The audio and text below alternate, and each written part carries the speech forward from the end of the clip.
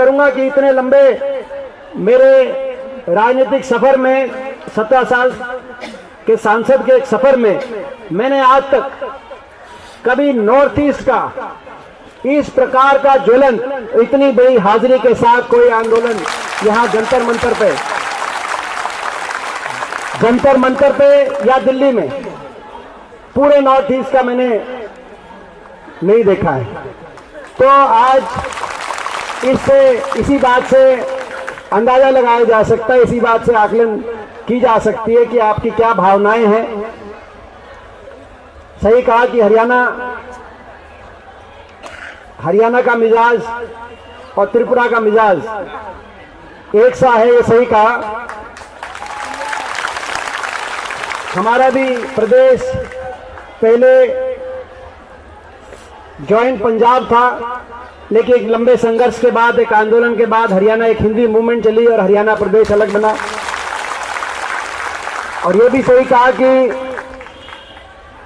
कोई भी लक्ष्य हो, प्रजातंत्र के अंदर प्रजातांत्रिक रास्ते पे चल के संघर्ष और आंदोलन के बिना कोई भी लक्ष्य प्राप्त नहीं होता। और इस मौके पर जो उदाहरण दिया, मैं भी देश के अन्नदाता और किसान को नमन करता हूं, जिन्होंने पिछले 1 साल से जो आंदोलन चलाया, हम लोग भी उसमें शामिल थे। उस आंदोलन ने इतनी अहंकारी सरकार, दिल्ली की सरकार को झुकाने का काम किया और 3 कानून कृषि के सरकार को वापस लेने पड़े। वो तभी संभव हुआ जो एक संघर्ष हुआ, एक कुर्बानी हुई। तो आप लोग भी कर रहे हैं। आज मैंने सारी आपकी भावना को समझा है, देखा है, और मैं आपकी भावना को अपने पार्टी के शीर्ष नेतृत्व तक विस्तार से आपकी भावना को मैं पहुंचाने का काम करूंगा।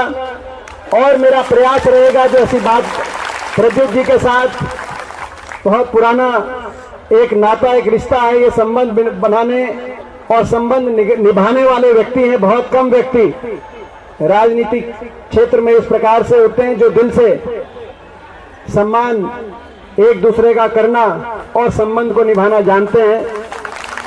तो आपने जैसी आपकी जो उम्मीद है, पार्टी के शीर्ष नेतृत्व तक भी आपकी बात पहुंचाई जाएगी प्रद्युत जी, और संसद के अंदर भी आपकी आवाज पहुंचाई जाएगी।